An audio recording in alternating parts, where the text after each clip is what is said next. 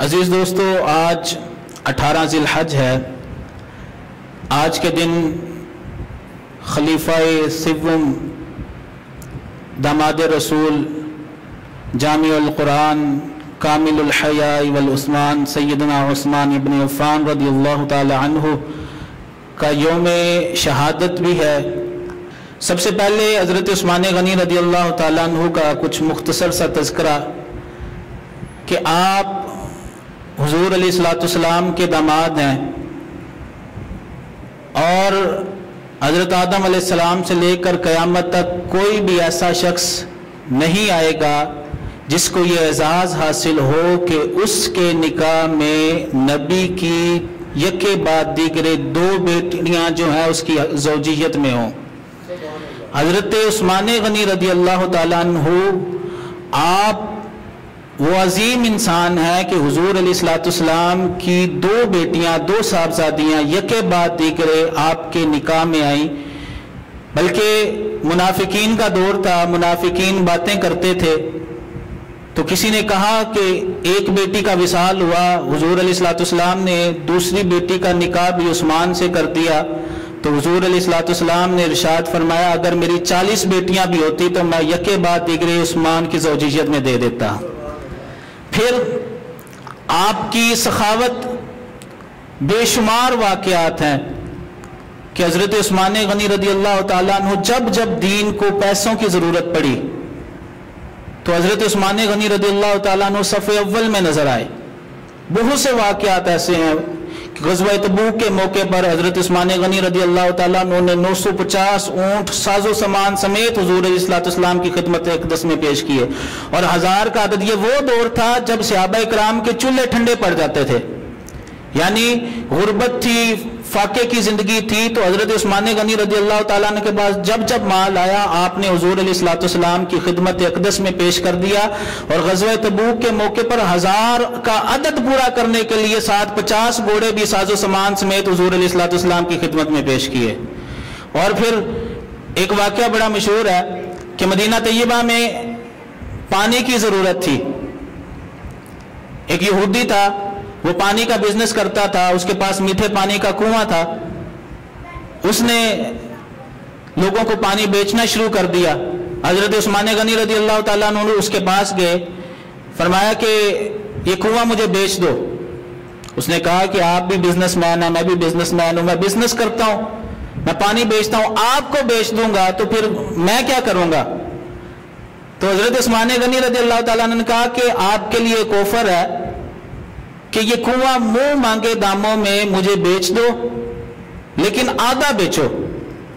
ایک دن میں پانی استعمال کروں گا، ایک دن تو پانی لے جایا کرنا، تو بیچ دیا کرنا۔ اس نے کہا آفر تو اچھی ہے۔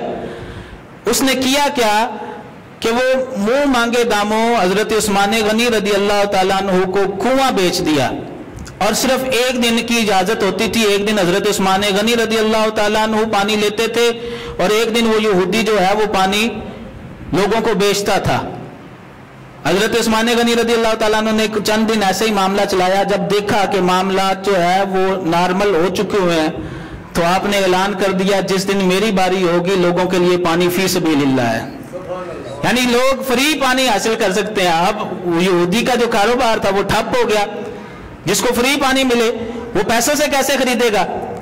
تو حضرت عثمان غنی رضی اللہ تعالیٰ عنہ نے جب اعلان کیا، لوگوں نے پانی بھرنا شروع کر دیا۔ اب جس دن یہودی کے باری ہوتی تھی اس دن کنویں پر کوئی نہیں آتا تھا۔ یہودی پھر جو ہے وہ حضرت عثمان غنی کے پاس آیا، کہنے لگا کچھ پیسے اور دے دے، کنواں سارا کا سارا آپ اپنے پاس رکھ لیں۔ حضرت عثمان غنی رضی اللہ تعالیٰ عنہ نے وہ پیسے دیے، اور کنواں جو ہے وہ حضور علیہ السلام کی خدمت اقدس میں پیش کر دیا۔ یا رسول اللہ، یہ مسلمانوں کے لیے وقف ہے کہ جو چاہے جب چاہے جس طرح چاہے یہاں سے میٹھا پانی استعمال کر سکتا ہے۔ اور آج بھی حضرت عثمان غنی رضی اللہ تعالیٰ عنہ کے نام کا اکاؤنٹ مدینہ شریف کے ایک بینک میں موجود ہے۔ جو لوگ حاجی حضرات عمرہ کرنے کے لیے یا حج کرنے کے لیے جاتے ہیں، انہوں نے بئر عثمان کے نام سے ایک باغ دیکھا ہوگا، اس میں کنواں ہے جس کا نام بئر عثمان ہے۔ حضرت عثمان غنی رضی اللہ تعالیٰ عنہ کے نام کا کنواں ہے۔ اور آج بھی اس باغ کی آمدن جو ہے وہ حضرت عثمان غنی رضی اللہ تعالیٰ عنہ کے اکاؤنٹ میں جاتی ہے، اور اس اکاؤنٹ سے جو رقم ہے وہ رفاع عامہ کے کاموں میں اور مسجد نبوی شریف کی توسیع میں لگ جاتی ہے۔ یعنی صدقہ جاریہ کی بہترین مثال حضرت عثمان غنی رضی اللہ تعالیٰ عنہ نے رہتی دنیا تک، بلکہ جو مسجد نبوی شریف کی جو جگہ ہے جہاں مسجد نبوی شریف موجود ہے، یہ جگہ بھی جو ہے وہ حضرت عثمان غنی رضی اللہ تعالیٰ عنہ نے خرید کے جو ہے وہ حضور علیہ السلام کی خدمت اقدس میں پیش کی، اور قیامت تک کے لیے جگہ وقف ہو گئی، اور قیامت تک لوگ جو ہے وہ اس میں نماز پڑھتے رہیں گے۔ حضرت عثمان غنی رضی اللہ تعالیٰ عنہ کے درجات اللہ رب العزت بلند فرماتا رہے گا۔ ایسی عظیم شخصیت۔ پھر ایک واقعہ ملتا ہے، آپ کی حیا بڑی مشہور ہے۔ حضرت عثمان غنی رضی اللہ تعالیٰ عنہ، روایت میں آتا ہے کہ ایک مرتبہ حضور علیہ السلام کا شان نبوت میں بے تکلفانہ انداز میں لیٹے ہوئے تھے، آرام فرما رہے تھے۔ حضرت ابوبکر صدیق رضی اللہ تعالیٰ عنہ نے اجازت چاہی تو حضور علیہ السلام جیسے لیٹے تھے ویسے ہی لیٹے رہے، یعنی چادر مبارک جو ہے وہ پنڈلیوں سے اور ران مبارک سے ہٹی ہوئی تھی، حضور علیہ السلام ویسے لیٹے رہے۔ حضرت عمر فاروق رضی اللہ تعالیٰ عنہ آئے، آپ نے اجازت مانگی، حضور علیہ السلام ویسے لیٹے رہے۔ حضرت عثمان غنی رضی اللہ تعالیٰ عنہ نے اجازت مانگی، حضور علیہ السلام اٹھ کے بیٹھے، اپنی چادر مبارک کو ٹھیک کیا اور کہا کہ عثمان کو اندر آنے دو۔ جب یہ سارے احباب چلے گئے تو ام المومنین سیدہ عائشہ صدیقہ رضی اللہ تعالیٰ عنہ نے عرض کیا، یا رسول اللہ، ابو بکر صدیق آئے، آپ بے تکلف لیٹے رہے، عمر فاروق آئے، آپ پھر بھی بے تکلف لیٹے رہے، عثمان غنی آئے تو آپ نے اپنی چادر مبارک ٹھیک کی، صحیح ہو کے بیٹھ کے پھر انہیں اجازت دی۔ تو حضور علیہ السلام نے ارشاد فرمایا کہ میں اس شخص سے حیا نہ کروں جس سے آسمان کے فرشتے بھی حیا کرتے ہیں۔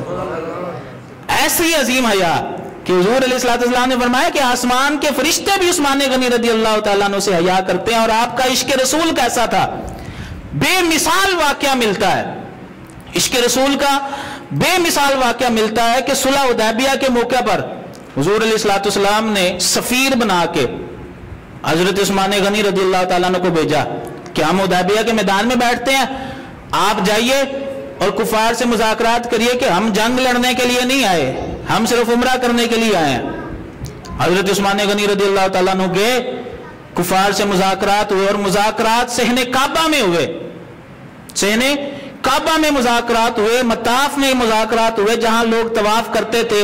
انہوں نے کہا کہ جی تمہارے نبی کو تو اجازت نہیں ہے، آپ کو اجازت ہے، آپ طواف کعبہ کر لیں۔ بڑا عظیم موقع تھا، ایسی عبادت جو صرف وہیں پہ ہو سکتی ہے۔ اور حضرت عثمان غنی ہجرت کے بعد 6 سال بعد جو ہے وہ خانہ کعبہ کی زیارت کے لیے گئے تھے، لیکن آپ نے بڑا ہی با کمال جملہ ارشاد فرمایا۔ آپ نے فرمایا، واللہ ما فعلوا به حتى يطوف به رسول اللہ صلی اللہ علیہ وآلہ وسلم۔ فرمایا، اے قریش اور کفار مکہ، تمہیں ہمارے ایمان کی حقیقت کی خبر ہی نہیں ہے، میرا یار حدیبیہ کے میدان میں بیٹھا ہے اور تم مجھے یار کے بغیر کعبے کے طواف کی سجا رہے ہو۔ خدا کی قسم، مصطفیٰ کے بغیر ہمارا اپنا تعلق ہی کیا ہے کعبے سے، مصطفیٰ کے بغیر ہمارا اپنا رشتہ ہی کیا ہے کعبے سے۔ جب تک چہرہ یار ادھر تھا یہی ہمارا قبلہ تھا، ہم مدینہ چلے گئے، چہرہ یار بیت المقدس کی طرف پھر گیا تو ہم نے بھی اس کو پشت کر دی۔ پھر 1.5 سال بعد جب چہرہ یار ادھر پھرا، ہم نے پھر اسے اپنا قبلہ مان لیا۔ ارے ہمارا مذہب، ہمارا مشرب، ہمارا عقیدہ اور ہمارا ایمان تو یہ ہے کہ جس طرف وہ نہیں ہوتے ہم وہ رستہ ہی چھوڑ دیتے ہیں، اور کعبہ بنتا ہے اس طرف ایاز، رخ جدھر کو وہ موڑ دیتے ہیں۔ حضرت اللہ اکبر، یا رسول اللہ، یا علی۔ ایسی عظیم عبادت جو اس وقت حضرت عثمان غنی کو میسر تھی۔ کہا کہ تم مجھے حضور علیہ السلام کے بغیر کعبے کے طواف کے سجا رہے ہو، میں کبھی بھی حضور علیہ السلام کے بغیر طواف کعبہ نہیں کروں گا۔ تو یہ عظیم مثال تھی حضرت عثمان غنی رضی اللہ تعالیٰ عنہ کے عشق رسول کی۔ اور آپ کا ایک کمال یہ بھی تھا کہ آپ جامع القرآن تھے۔ قرآن پاک کو یہ جو مجلد صورت میں یہ 2 جلدوں کے درمیان ہمیں قرآن پاک نظر آتا ہے، یہ حضرت عثمان غنی رضی اللہ تعالیٰ عنہ کا اعزاز ہے۔